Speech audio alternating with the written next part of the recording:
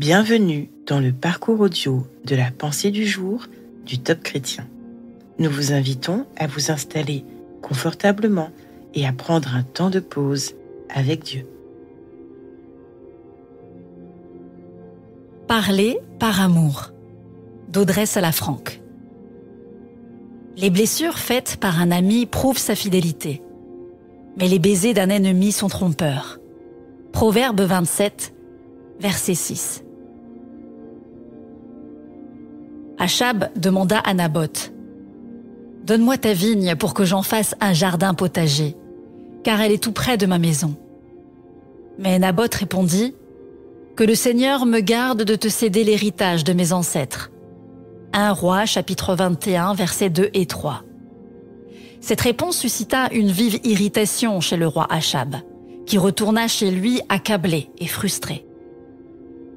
Au lieu de l'encourager à accepter ce refus avec dignité, sa femme, Jézabel, nourrit son ressentiment.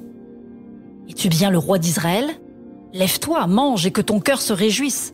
Je te donnerai la vigne de Naboth, de Jizreel. » 1 Roi, chapitre 21, verset 7. Ainsi, au lieu de redresser la vision de son mari, elle le soutient dans son comportement, allant jusqu'à conspirer pour faire tuer Naboth et s'emparer de sa vigne. Jézabel, par son soutien mal avisé, incita Achab à agir injustement.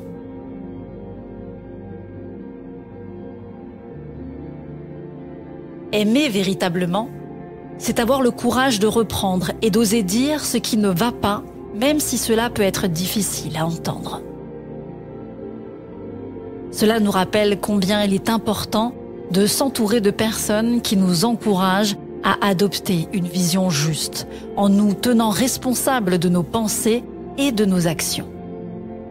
Comme il est écrit, les blessures faites par un ami prouvent sa fidélité, mais les baisers d'un ennemi sont trompeurs. Proverbe 27, verset 6. Ainsi, un véritable ami ose parler pour le bien de celui qu'il aime. Il est donc important d'avoir des personnes intègres autour de nous, mais aussi de nous prémunir des mauvaises influences en cultivant notre relation avec le Saint-Esprit, car c'est lui qui nous convainc de péché, de justice et de jugement. En somme, la parole de vérité, motivée par l'amour, a le pouvoir de transformer les cœurs et de restaurer les vies. Ne restez pas silencieux face à l'injustice, mais parlez avec la force et l'amour que le Seigneur vous accorde.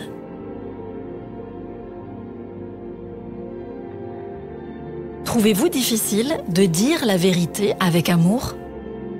Prenons ensemble le temps d'écouter ce que Dieu veut nous dire.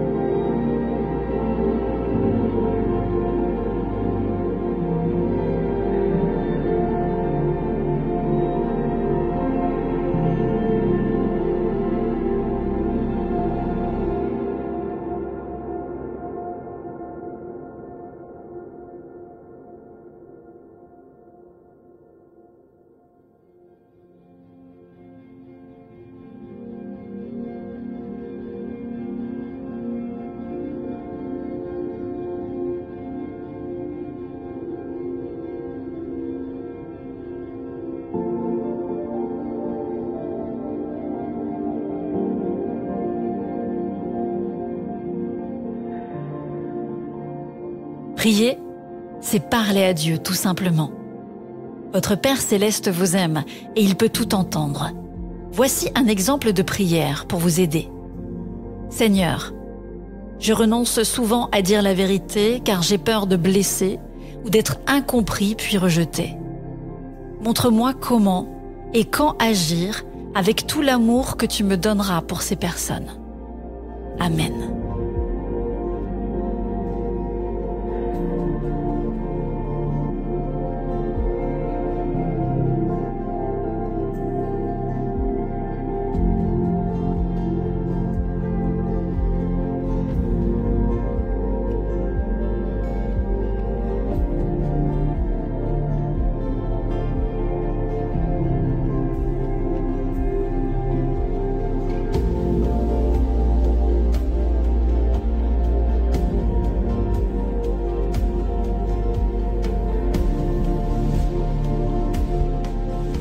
Louer Dieu, c'est l'honorer pour ses bienfaits. Quelle grâce avez-vous reçue que vous pouvez célébrer aujourd'hui? Prenez un temps pour remercier le Seigneur pour chacune d'entre elles. Bénissez-le aussi pour toutes celles qui vous réservent et qu'il vous donnera en temps opportun.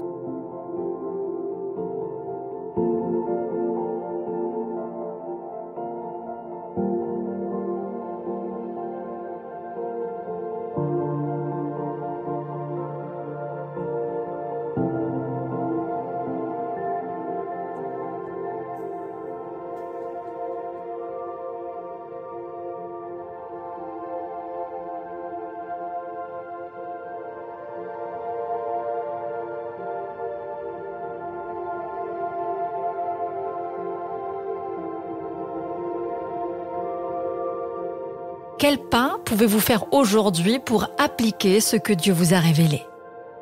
Demandez au Saint-Esprit de vous éclairer, puis n'attendez plus pour aller voir là où les personnes qu'il vous met à cœur. Croyez qu'il vous donnera la bonne attitude et les bons mots pour parler à leur cœur.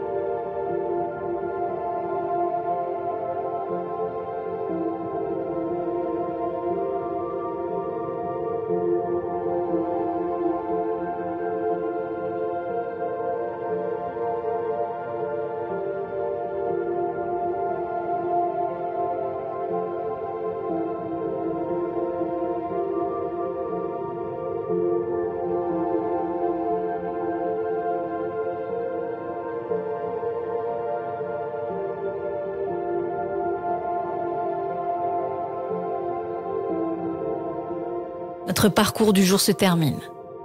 Prions ensemble afin d'honorer notre Dieu. Merci mon Dieu pour ton immense amour pour moi et pour tous ceux que je côtoie. À toi soit le règne, la puissance et la gloire. Amen.